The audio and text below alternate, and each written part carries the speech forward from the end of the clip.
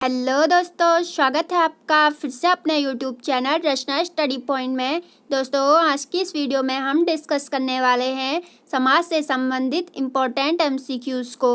दोस्तों, हमने सारे प्रश्न आपके सिलेक्टेड व इम्पोर्टेंट लिए हुए हैं, तो ये सारे एमसीक्यूज़ आपके आने वाले एग्ज़ाम के लिए वेरी इंपॉर्टेंट हो जाते हैं। तो दोस्तों, बने रहिए वीडियो के अंत तक। तो शुरू करते हैं। समास के एमसीक्यूज़ को शुरू करने से पहले समास को समझ लेते हैं कि समास होता क्या है। तो जो आपका समास होता है वो आपका उसका जो शाब्दिक अर्थ होता है वो होता है आपका संक्षिप्त कथन। ठीक है, संक्षिप्त कथन होता है आपका समास का अर्थ। समास के जो आपके कुल प्रकार होते हैं वो होते हैं आपके 6।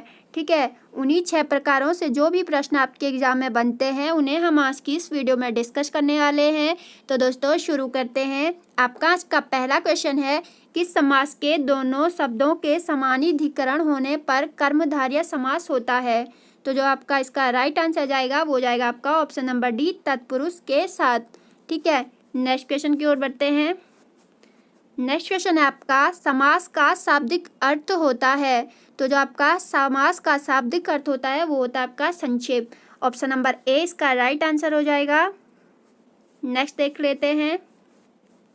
नेक्स्ट क्वेश्चन है आपका, दो अथवा दो से अधिक शब्दों से मिलकर बने हुए नए सार्थक शब्द को कहते हैं। तो कहते हैं उसका जो राइट आंसर जाएगा वो जाएगा आपका समास के साथ। ऑप्शन नंबर 20 का राइट आंसर हो जाएगा। नेक्स्ट क्वेश्चन देख लेते हैं।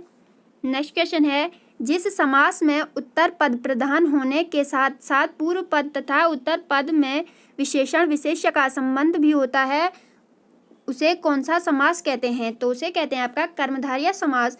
सिंपल भाषा में समझे तो जिस समास में आपका पूर्व पद विशेषण व उत्तर पद आपका विशेष्य होता है उसे कहते हैं आपका कर्मधारय समास। ठीक है, नेक्स्ट क्वेश्चन की ओर बढ़ते हैं। नेक्स्ट क्वेश्चन है, निम्नांकित में कौन सा पद अव्ययी भाव समास है। तो यहाँ अव्ययी भाव समास पूछा है। तो अव्ययी भाव समास का जो पहचानने की ट्रिक है वो है आपकी प्रत्येक उपसर्ग वाला शब्द जहाँ आपका उपसर्ग प्रयोग हुआ होगा वहाँ आपका हो जाएगा अव्ययी भाव समास। ठीक है, तो देख लेते हैं इनमें उपसर्ग कहाँ प्रयोग हुआ है। तो यहाँ हुआ है आपका ऑप्शन नंबर सी, प्रतिदिन में। प्रतिदिन में आपका प्रति उपसर्ग लगा है। तो जो इसका राइट आंसर जाएगा वो जाएगा आपका ऑप्शन नंबर सी के साथ। नेक्स्ट क्वेश्चन देख लेते हैं। नेक्स्ट क्वेश्चन है, साग और पात में कौन सा समास है। तो जो आपका साग और पात में समास है वो है आपका ऑप्शन नंबर सी, द्वंद्व समास। द्वंद्व समास को पहचानने की जो ट्रिक है वो है आपकी जहां आपका योजक चिन्ह का प्रयोग हुआ हो। ठीक है, योजक चिन्ह का प्रयोग हुआ हो वहां हो जाता आपका द्वंद्व समास। इसमें भी आपका योजक चिन्ह आया है तो इसका जो राइट आंसर जाएगा द्वंद्व समास के साथ। ठीक है, नेक्स्ट क्वेश्चन देख लेते हैं। नेक्स्ट क्वेश्चन है, कन्यादान में कौन सा समास है। तो कन्यादान में है आपका ऑप्शन नंबर ए, तत्पुरुष समास। नेक्स्ट क्वेश्चन देख लेते हैं। नेक्स्ट है, धक्का मुक्की में कौन सा समास है। तो ये हम ऊपर डिस्कस कर चुके हैं। तो जो आपका योजक चिन्ह आएगा वहाँ हो जाएगा आपका ऑप्शन नंबर ए, द्वंद्व समास। नेक्स्ट क्वेश्चन है, गगनचुंबी में कौन सा समास है। तो जो आपका गगनचुंबी में समास हो जाएगा वो हो जाएगा आपका तत्पुरुष समास। Option number C. गगनचुंबी का अर्थ होता है गगन को चूमने वाला। तत्पुरुष के भी अपने आप में 5 प्रकार होते हैं आपके, करण तत्पुरुष समास, संप्रदान तत्पुरुष समास और अपादान तत्पुरुष समास और संबंध तत्पुरुष समास। तो जहाँ आपका विभक्ति चिन्ह आए वहाँ हो जाएगा आपका तत्पुरुष समास। ठीक है, गगनचुंबी, गगन को चूमने वाला, तो को आपकी विभक्ति आ गई। तो जो इसका राइट आंसर जाएगा तत्पुरुष समास के साथ। ठीक है, नेक्स्ट क्वेश्चन की ओर बढ़ते हैं। युधिष्ठिर में कौन सा समास है। तो जो आपका युधिष्ठिर में समास है वो है आपका ऑप्शन नंबर सी, बहुब्रीहि समास।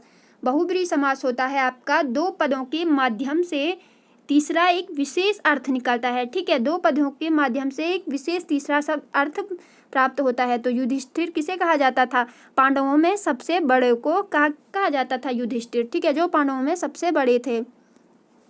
नेक्स्ट क्वेश्चन है, वनवास में कौन सा समास है। तो जो आपका वनवास में समास है वो है आपका तत्पुरुष समास।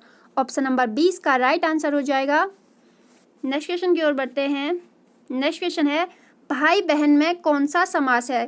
फिर योजक चिन्ह का प्रयोग हो गया है तो इसमें हो जाएगा, इसका राइट आंसर जाएगा द्वंद्व समास के साथ। आगे बढ़ते हैं। निम्नलिखित में से एक शब्द में द्विगु समास है, उस शब्द का चयन कीजिए। सबसे पहले जान लेते कि द्विगु समास पहचाने कैसे। तो जो आपका द्विगु समास होता है उसमें जो आपका पूर्व पद यानी प्रथम पद होगा वो हमेशा संख्यात्मक होगा, ठीक है, या संख्या वाला होगा, ठीक है, संख्यात्मक होगा। ये आपकी इसके द्विगु समास को पहचानने की ट्रिक है। तो जो आपका इसमें संख्या का प्रयोग हुआ है वो हुआ है आपका सप्ताह में, ऑप्शन नंबर सी। तो इसका राइट आंसर हो जाएगा ऑप्शन नंबर सी, ठीक है। आगे बढ़ते हैं। चतुर्भुज में कौन सा समास है? चतुर्भुज में आपका जो समास है इनमें से वो है आपका बहुब्रीहि समास। इसमें आपका बहुब्रीहि समास इसलिए है क्योंकि बहुब्रीहि समास का अर्थ जो होता है वो होता है कि एक तीसरा विशेष अर्थ प्राप्त होता है, ठीक है। और चतुर्भुज किसे कहा जाता है? आपका भगवान विष्णु को। तो एक तीसरा विशेष अर्थ प्राप्त हुआ, तो इसलिए इसका राइट आंसर जो जाएगा बहुब्रीहि समास के साथ, ठीक है। आगे बढ़ते हैं। नेक्स्ट है चक्रपाणी में कौन सा समास है? तो चक्रपाणी में जो समास है वो है आपका बहुव्रीहि समास। चक्रपाणी भी आपका भगवान विष्णु को ही कहा जाता है। नेक्स्ट क्वेश्चन की ओर बढ़ते हैं। तन मन धन में कौन सा समास है? फिर योजक चिन्ह आ गया, तो इसका जो राइट आंसर जाएगा द्वंद्व समास के साथ।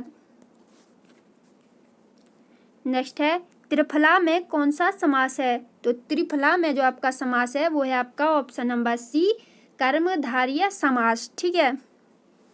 नेक्स्ट क्वेश्चन की ओर बढ़ते हैं। मुख दर्शन में कौन सा समास है?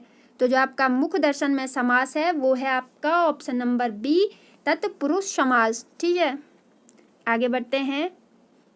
दीनानाथ में कौन सा समास है? तो जो आपका दीनानाथ में समास है वो है आपका ऑप्शन नंबर ए। इसका राइट आंसर हो जाएगा कर्मधारय समास। नेक्स्ट क्वेश्चन की ओर बढ़ते हैं। निशाचर में कौन सा समास है? तो निशाचर में जो आपका समास है वो हो जाएगा आपका ऑप्शन नंबर ए, बहुव्रीहि समास, ठीक है। नेक्स्ट क्वेश्चन की ओर बढ़ते हैं। पाप पुण्य में कौन सा समास है? तो जो आपका पाप पुण्य में समास है वो है आपका द्वंद्व समास। नेक्स्ट क्वेश्चन की ओर बढ़ते हैं। विद्यार्थी में कौन सा समास है? वेरी इंपॉर्टेंट क्वेश्चन है। विद्यार्थी में जो आपका समास है वो हो जाएगा आपका ऑप्शन नंबर ए, तत्पुरुष समास, ठीक है। नेक्स्ट क्वेश्चन है।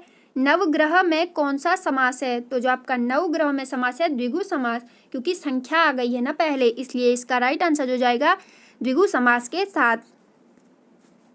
नेक्स्ट क्वेश्चन की ओर बढ़ते हैं। नेक्स्ट क्वेश्चन है आपका विशेषण और विशेष्य के योग से कौन सा समास बनता है? तो जो आपका विशेषण और विशेष्य के योग से बनता है वो बनता है आपका कर्मधारय समास। ऑप्शन नंबर सी इसका राइट आंसर हो जाता है। नेक्स्ट है गौशाला में कौन सा समास है? तो गौशाला में जो समास है वो है आपका ऑप्शन नंबर सी, तत्पुरुष समास, ठीक है। तो दोस्तों ये थी आपकी आज की वीडियो। आई होप आपको वीडियो पसंद आई होगी।